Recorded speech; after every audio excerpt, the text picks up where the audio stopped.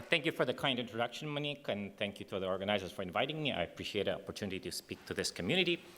Let me start with a very brief disclaimer. First of all, opinions are my own and do not represent my employers. And more importantly, this talk is going to be about general principles of private data analysis and algorithms, and not about specific applications, and there are several reasons for this. The first one is this is what I do. I mostly develop general algorithms. I don't work as much on specific application. The second one is the kind of applications I care about are probably not the kind of applications you care about, and that's why I'm different in this community, and at least in this workshop. And finally, many of the applications that I worked on are not public, so I can't even talk about them.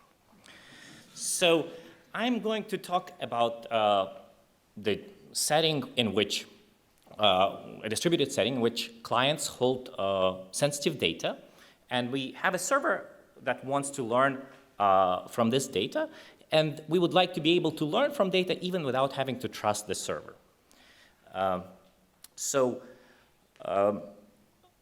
This is work which is joint with my several wonderful colleagues at Apple, Hilal and Kunal, and also Jelani Nelson, who is at Berkeley, and Huyen Nguyen, who is at Northeastern. And I wish I could just jump in and tell you about the work we did, but I'll probably lose you very quickly. So most of my talk will actually be a bit of history and introduction to the setting that I'm going to talk about. So let's jump in. So the basic setting that we'll be looking at is so-called federated data analysis, in which you have many clients. For example, we'll have n clients, each of which is holding some piece of data. We'll usually refer to this as x1 through xn. And we have a server that wants to learn from that data. And for example, the server may want to perform some kind of performance analytics, may want to do some recommendations for users, or train or tune some machine learning model, for example, for next word prediction. And even though in my work, this setting is typically used to model the situation in which these clients are user devices and the server belongs to some large company such as Google or Apple, this setting captures many other scenarios. For example, these clients could be thermostats or cars or sensors, or maybe for you satellites. And the server may belong to just an individual app that runs some web service. It could represent government, and can also represent certain infrastructure of several parties that provides additional privacy guarantees. For example, there could be some Tor-like network which ensures anonymity. There could be several parties that share the data in a way that ensures that if the parties do not collude, then the data will stay private. So while there are many different applications, the problems that I'll be telling you about are actually very simple building blocks of many different data analysis. And the first one of those is the frequency estimation. It's a very simple problem. We think of this problem as in the following way. We have each user holds a piece of categorical data from some large domain. You can think of it as just a number from 1 to k, but it could be, for example, representing an emoji that the user used. And our goal is to estimate the frequency of each of those categories. So we'd like to build basically a histogram over this domain. And this second problem we'll be looking at is what we'll refer as high-dimensional mean estimation.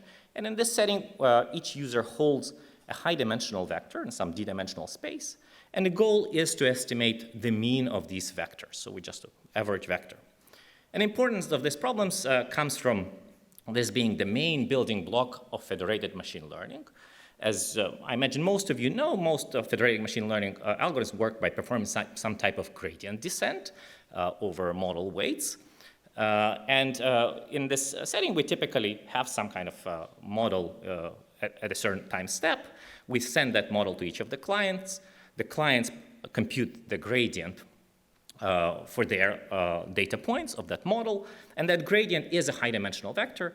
Then we typically look at the average of these gradients and send that back to the server. And this is exactly where the estimation of this high-dimensional mean estimation comes in. We want to average the weights coming from different users. And more generally, this is a setting where which is used to send updates these about model weights to the back to the server again. Well, each user typically computes some kind of update to the central model. These updates are averaged and sent back. So to be able to compute this average, we need to be able to solve this high-dimensional mean estimation problem. So these are super simple problems. Normally, what's there to solve? That is, of course, a problem. Most of the client data is private or sensitive in various ways. And that, of course, includes the things we typically think of as private, for example, financial or health data or location. But it also, a lot of other data is effectively private. For example, the websites we visit, the words we type, the apps we download often contain sensitive information, especially for particular groups of users. So what do we do in this situation? In the ideal world, we trust the server with our data. We send them this data in an encrypted way, and we trust that the server do sort of the best privacy-preserving data analysis, then just erases the data and only learns as much as it needs. But we all know that the real world doesn't quite work like that. And the moment the data leaves the device, it's sort of exposed to many more privacy risks. For example, from the basic hacking to government subpoenas to data mismanagement, whatever is away from your own device, the privacy risks are much higher. So users are justifiably much more reluctant to share the data in this setting. So the question is, can one still provide meaningful privacy guarantees while still learning from that data? Is it even possible to learn from data if you don't really trust the server with your data? And we, of course, are thinking of this in this modern context, but it turns out that this problem is not so new. In fact, it has been studied in social sciences back in 1965, where for the questions in which the goal is to conduct a survey of some population with a sensitive question that the users may not be willing to share otherwise. For example, you may want to know which fraction of some population is using hard drugs, or you want to know which fraction of women in some population had an abortion. This is the kind of information people would maybe not willing to share without privacy guarantees. But already in '65, they found a very interesting, a very nice solution to this problem, which is referred to as randomized response. It's due to Warner in 1965. And the idea is very simple. So first of all, imagine we are only trying to estimate the fraction of users for whom a response to some question is yes. And it's a sensitive question. And what this sort of proposal is, so the users, instead of giving their true answer, will flip that answer with probability 1/3 to an opposite value, and then respond. So they say add randomization to their answer. So if we were to describe it a little more formally, we think of their value held by the user as B. It's just a binary 0-1 value. And this randomization outputs a value B, which is equal R of B, which is equal to B with probability 2/3, and equal to 1 minus B, the opposite value with probability 1/3. Hope you are still with me at this point. And intuitively, this provides some kind of privacy, because when you hear the response, yes, I use drugs, you don't really know, is it my true value or not? And one can so that sort of satisfies many users, but we would like to formalize it. And one natural way to formalize the kind of privacy you get out of this is through kind of language of Bayesian language. And imagine that you had some sort of prior likelihood about the probability that for example, the answer is yes for me, that I'm using drugs. And that prior probability is P, so just something, general knowledge about me or something that you know in advance. And the question, how much more will you know after observing my response?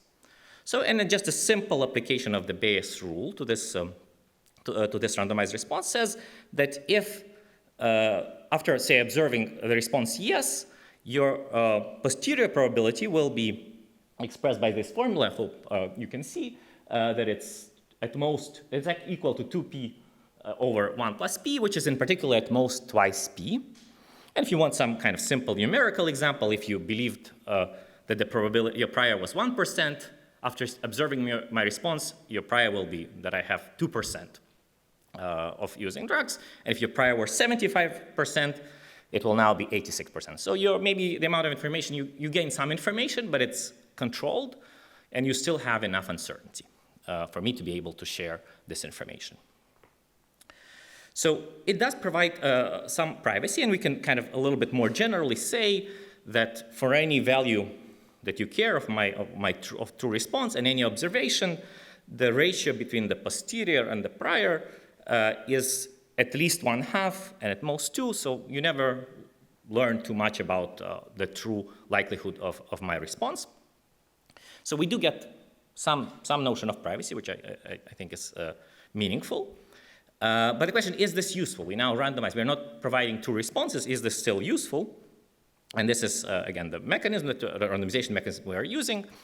And the answer to whether this is useful or not is also not so hard to obtain. We can first notice some very simple mathematical, again, fact is that the expectation of the value that we get from this randomized mechanism is equal to b plus 1 over 3. So when it's 0, the expectation is 1/3. When it's 1, we get 2/3 because of this flipping. So if we just multiply it by 3 and subtract 1, then we get the expectation is equal to in expectation we'll get the true value. And this is in the language of statistics, it's called an unbiased estimator of some value that we care about. And it has some variance. So, okay, simple computation gives it its variance too. So we have an unbiased way to estimate the value we care about. So what this means that if we collect these responses from everybody, do this to every response, we'll multiply it by 3, subtract 1, add those up, and divide by n for averaging, then the result is equivalent to the average of the true values that we care about, this 1 over n times the true responses plus some zeta, which is basically some well-concentrated noise. You can think of Gaussian, which has standard deviation on the order of square root 2 over square root of n, which basically is comparable to the kind of sampling noise you would see. So in many settings, not always. So basically, we are getting a slightly noisy answer in the end, and it is a meaningful statistical response. Of course, this is all for a very simple problem. We only wanted to know the average of binary randomized responses. And of course, the problems we typically care, we have a large domain, or we have these high-dimensional vectors. And the question, how do we deal with this kind of data?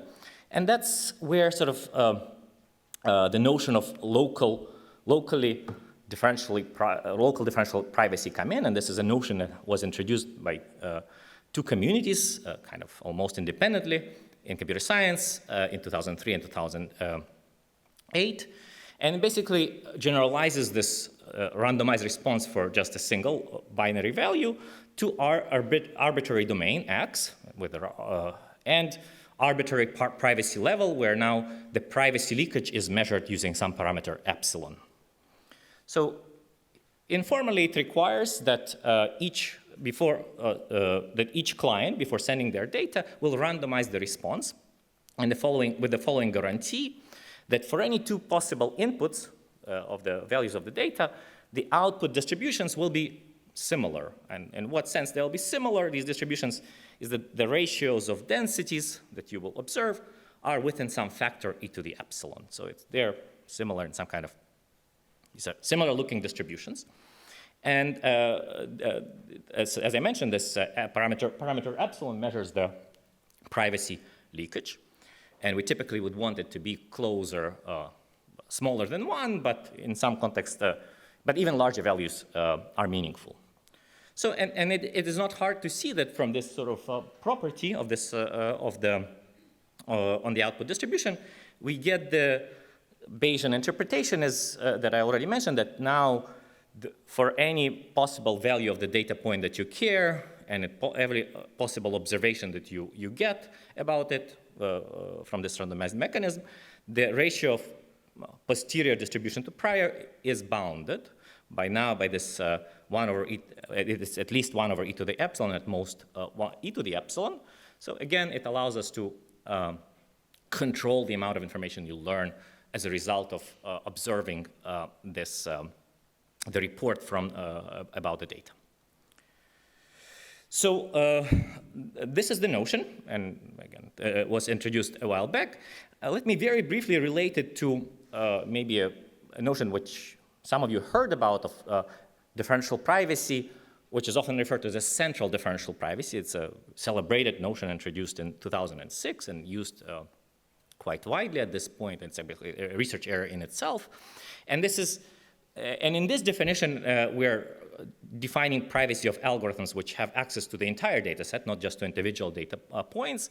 And it requires that the output distributions for all pairs of data sets that differ just in a single element, the output distributions will be similar, so you can tell the value of that element. You can say much about the value of the data of each individual user. So it is easy to see that this local notion of differential privacy that I've just described is a stronger privacy guarantee. But there is downside to that stronger notion. The data utility with this local notion, where we don't have to trust the server with the data, is typically worse. So in the central notion, the error is lower, again, usually by a factor of roughly square root of n, which is very significant in application. But there is some way to overcome this, and it comes from the other connection between this local and the central notion of differential privacy, and which comes from this relatively newly discovered phenomena, which can be said as anonymity amplified privacy. And it sounds trivial, but what we mean here is that it does so provably and very quantifiably. And maybe a little bit more formally, it says that if you randomize the responses that you have, so first randomize the responses and then shuffle them or anonymize, make sure that the server doesn't know whose response comes from whom, then this will decrease the privacy leakage by roughly a factor square root of n, kind of getting us back to the recovering some of the loss we get from this, from going to this local model.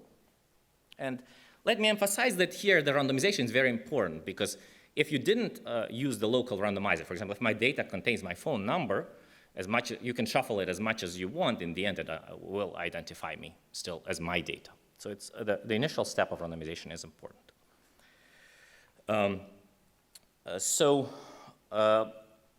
One thing you may kind of notice is now we sort of need to trust the anonymization servers. Now there is some additional trust that is needed, and the question is, maybe we're back to having to trust.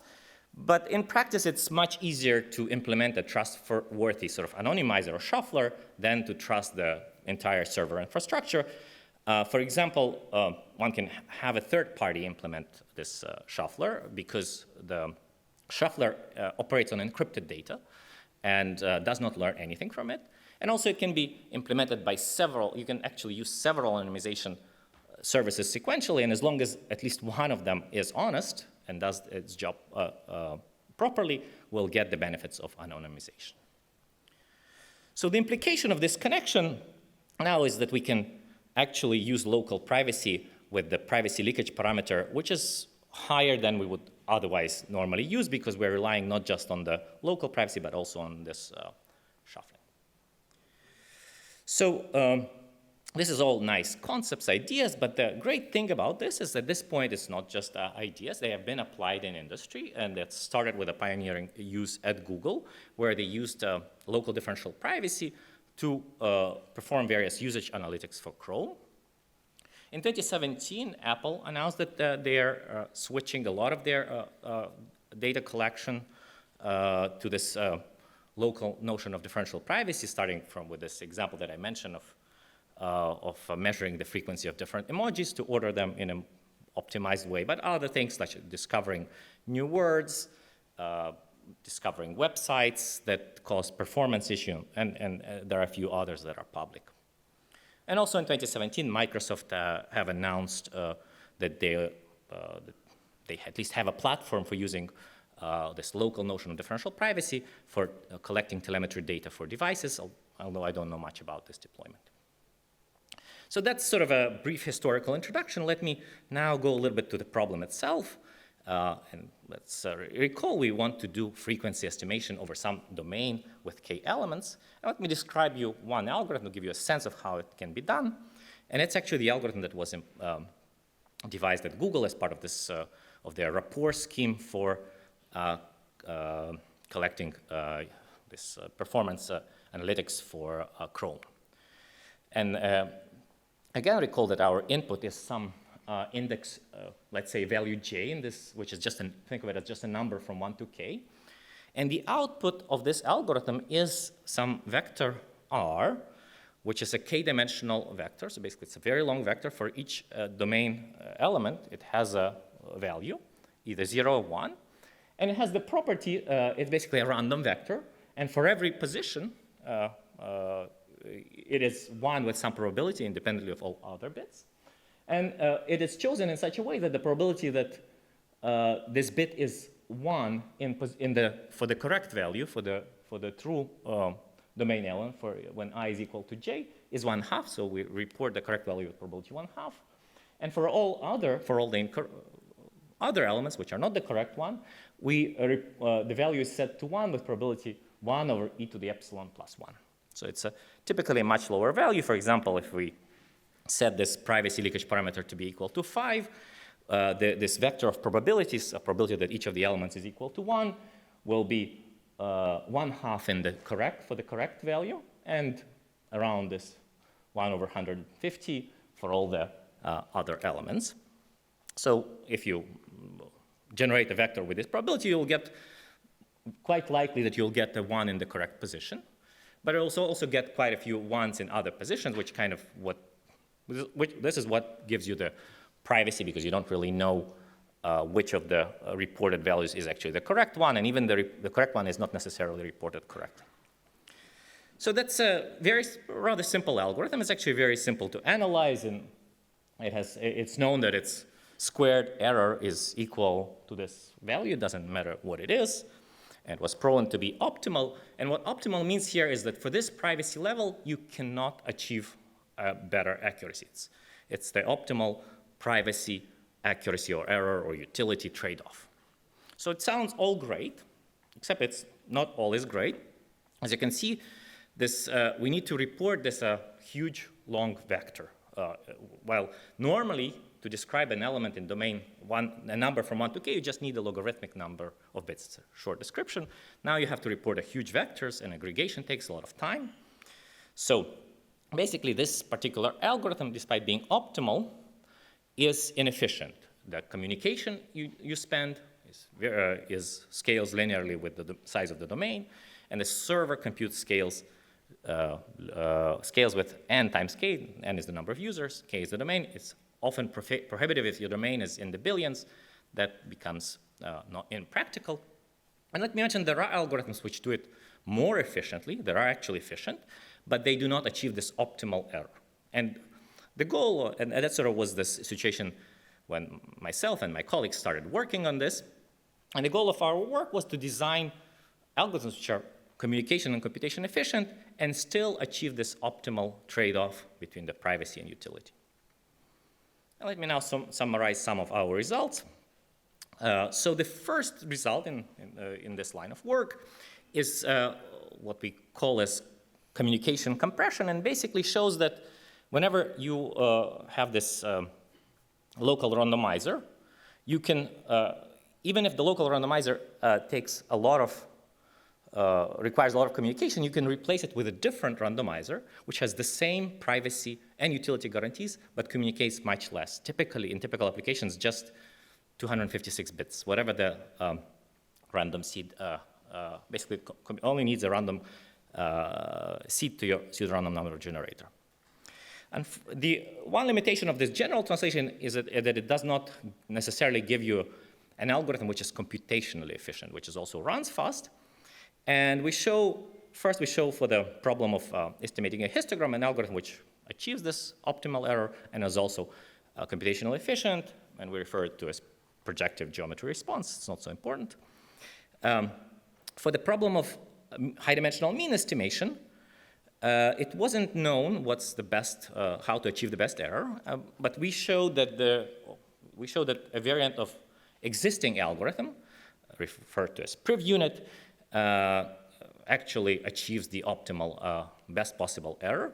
Again, the algorithm wasn't computationally efficient or communication efficient, but we found a version of this. We gave a new algorithm, which is communication and computation efficient and achieves this optimal error. Now let me tell you just a little bit about each of those results.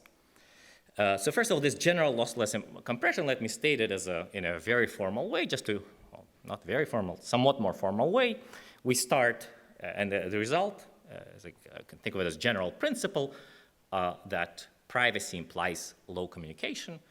And more formally, we say that if you have a local randomizer, R, which maps from some domain, from input domain X to some output domain Y, then there exists a different randomizer which has the same privacy guarantee. Epsilon is, you still get epsilon. This is the privacy leakage bound. And now instead of mapping to the original,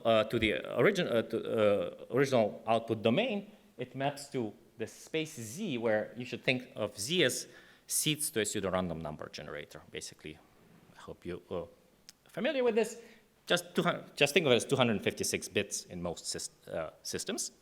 And we also have a decoding procedure which maps from the seed back to the original output domain Y, such that if you apply the decoding to the output of the randomizer, you get an output which is indistinguishable from the original randomizer. So it's a kind of a way to simulate the original randomizer with a communication efficient one. And that's the general result. I don't have much time to tell you more details, but that's what we have. Let's now talk a little bit about more concrete problems, specifically about frequency estimation. And here to describe our result, a little bit more formally, I have to slightly tell you a bit more formally about the existing results. And I'll look at these existing algorithms along three metrics. The first one is the error, the kind of error they achieve. The second one is the communication in bits that they need. And finally, server time. Again, we're measuring this, just the asymptotics of these numbers and ignoring log factors. It's just to give you a sense of how things are. So the first type of algorithms that we have is this rapport and another subset selection algorithm. We know that they achieve optimal error, but their communication is K, basically scales with K, the size of the domain, and the server time scales with N times K. For larger epsilon, it's better, but not much better.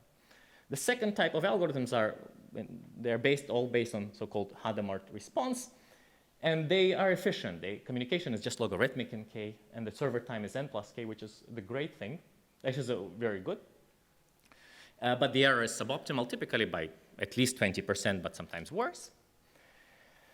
We can apply our general compression scheme to the optimal algorithm, which is what we did in this paper on compression. Then you get the optimal error, and you get a low communication, but you still have, you're not efficient computationally. And in the more recent work with Jelani, Nelson, Nguyen, and Kunal, Talvar, we describe this projective geometry response, which has the optimal error, has the logarithmic communication, and its running time on the server is N plus K, roughly. It's a little worse than the fastest algorithm, but not by much, just to make it a little bit more concrete. In practice, for example, for this epsilon privacy leakage being 5 and the domain size being 3 million, we'll get a 50 times speed up over the best algorithm with the optimal guarantees. Our algorithm is still 5 times slower than the best algorithm that doesn't have optimal guarantees. To make it, in terms of the error we achieve, we can look at the estimation error that we get for some kind of distribution, not so important which ones, some Zipfin distribution, as a function of the privacy leakage. And sort of the optimal algorithm in efficient is SS, subset selection. Our algorithm is projective geometry is this whatever green one. No, it's whatever another color, and they are both identical lines. They both achieve this optimal error. The two other algorithms are those. There are two other efficient algorithms, but both achieve higher error in this case. Let me briefly mention we also have the code for this algorithm is available publicly if you're interested in playing with this stuff. So that's all that I wanted to say about our frequency estimation algorithm. Now let me talk a little bit about the mean estimation problem. And recall we have an input, which is a d-dimensional vector. And for simplicity, we'll imagine that its norm is bounded by 1. So it doesn't matter, it's just for scaling purposes. And the algorithm that had, prior to our work, had the best performance is referred to as PrivUnit. It was developed actually at Apple a little before I joined. And it works as follows. So again, we'll think of it as 2 dimensions. It's a little hard to think in higher dimensions. So basically, U is our input vector, and it will sample from, it has 3 parameters, the radius r, so it only samples a vector of length r. It has another parameter, offset gamma, and it uses that parameter to define a spherical cap, which is just a cap in the direction of the input vector. And it has a 3rd parameter, probability p, and it samples from, it picks a random and uniform vector from the spherical cap with probability p, and with probability 1 minus p, it samples a random vector from the complement of that cap. And this sort of, the choice of this parameter depend on the privacy level, and the authors of this work showed that there is a way to choose this parameter to achieve a good performance. In fact, they show that the performance that it can achieve is asymptotically optimal, again, optimal up to some constants. And that's the value of this expression is the value of the error. And you can maybe think about, see that the response is kind of high. It's close to being some almost uniformly distributed on the sphere, but it is biased in the correct direction. So it is possible to exploit this signal to get some information about the unknown vector. So, and what we showed in a work with Hilal Assi and Kunal Talvar is that if you pick the parameters of these algorithms in the optimal way, then it actually achieves the best possible error. Sorry, I skipped this. It's a little bit delayed. You can get the optimal error. In particular, we have improved the performance of this mean estimation scheme. But this still does not give us an efficient, computationally efficient algorithm. And that's, so to describe that, let's again briefly review what was known until then. So this PrivUnit algorithm that I've just described has the optimal error, as we showed. But its communication communicates a d-dimensional vector, is d, and server times is number of users times the dimension. It's n times d. Often not great because we're potentially maybe interested in sending very high dimensional vectors. There was an algorithm in 2020 by Chen and others, which was efficient in terms of communication and the server time, but, oh no. But its error was suboptimal. We could, again, apply our compression scheme, which get both the error and communication, but still not the computational efficiency.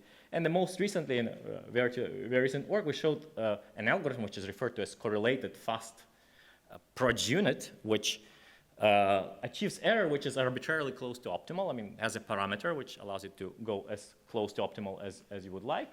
Its communication is logarithmic in the dimension, and the server time is, again, scales as n plus d and not n times d. And this algorithm is not too hard to describe. Let me say a few things about the ideas. So it's based on this simple idea of random projection. So we are going to incur a lot of error due to privacy. We might as well replace our vector with a lower dimensional vector. But to do this in a way that is kind of does not introduce a bias, we need to use, so we want to project the vector, but in order to not introduce bias, we have to choose the projection randomly. So specifically what we do is we have this unit vector, which is our input. We pick a matrix, which is k by d, because we're projecting into k-dimensional space randomly for some distribution over matrices, which I'll describe later. Well, this projects the vector in this k-dimensional space. We can now run the optimal algorithm in the lower dimensional space, which is, we know the optimal algorithm is PrivUnit, so we just run that algorithm in k-dimensional space. And now to decode it back, we just need to apply this kind of pseudo inverse to this output and rescale it. And this gives us an algorithm. Of course, the question is how to make sure this is all efficient, computationally efficient. So this is already communication efficient. We're only sending k dimensions. But computational efficiency is tricky, especially because each user has to, in order to not introduce bias, we have to use different matrices for different users. You can't all project to the same space. So you have to use different matrices, but you still need to correlate them so that you don't decode, so that you can, the decoding procedure runs faster, and we do it. But here, luckily, we can build on a lot of literature in the so-called fast linear algebra. And specifically, we used a variant of a randomized subsampled Hadamard projection, which, again, roughly works as follows. Our matrices that we multiply with are a product of three matrices, this S, I, H, and D, where H is the Hadamard matrix. It's easy to multiply. It's just a Fourier transform. This D is a matrix shared among users. It's a random matrix with diagonal entries being chosen randomly from plus minus 1. It's easy to multiply with. It's a diagonal matrix. And then we have a subsampling matrix I, which is per user. But again, subsampling is just picks as k out of the d rows, very quickly, very easy to multiply with. So that's all that I have to say about the algorithm. Let me briefly tell about its performance. And the first natural question is, how does its error change as we increase the dimension?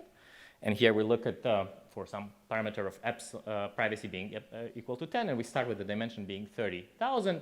We show this is the top 3 lines is different versions of our algorithm and how fast they approach the optimal performance. And we see that around dimension 1,000 there is already indistinguishable from the optimal algorithm. And also in terms of the error that we can achieve, our algorithm and the optimal algorithm have the slowest line, and the previous algorithms have higher error, typically by a factor of 2 in terms of comparison. That's all that I wanted to say about these algorithms. Let me conclude. The basic point of this talk and this work is that it is possible to learn from distributed client data with privacy guarantees, even when you don't trust a server. And it's definitely easier when you also have the benefit of anonymity. The second point is maybe, again, general principle that privacy implies low communication. If you are private, you don't need to say that much about your data. And I described several efficient ways to do that, specifically those that actually achieve optimal accuracy guarantees for the given privacy level. And there are many different future directions. I guess for me, one of the most interesting ones is making sure we can incorporate prior information that we have about data into algorithms. That's all that I have to say. I welcome your questions.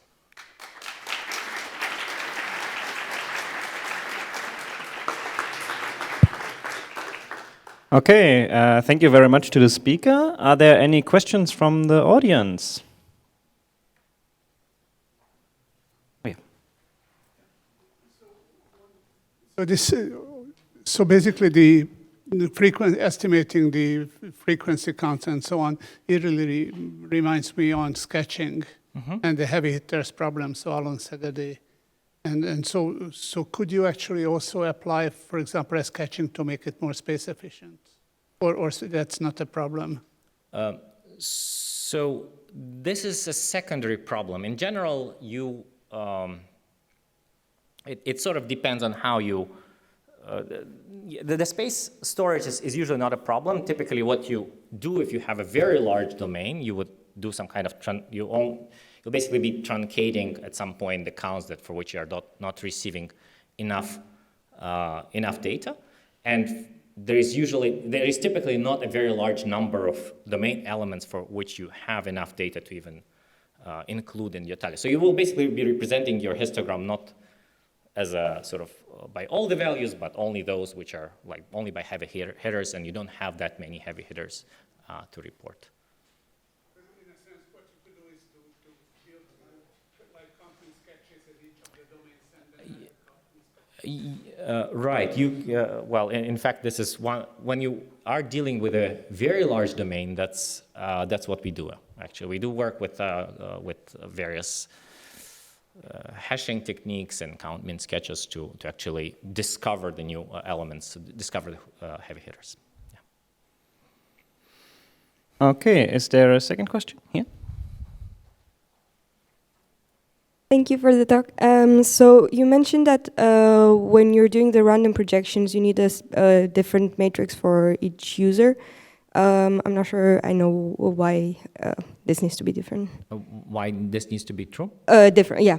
So the reason for this is simply that if we are projecting at a very low dimensional space, so if every single user is projecting to the same space, then the result will be always in the same subspace. So it cannot possibly be an unbiased estimator as is, just because everybody, the result will be just some space. So that's why, yeah, we basically different users have to have somewhat different matrices. And we show that we do this by sharing some part of the matrix between users and other parts being different for every user.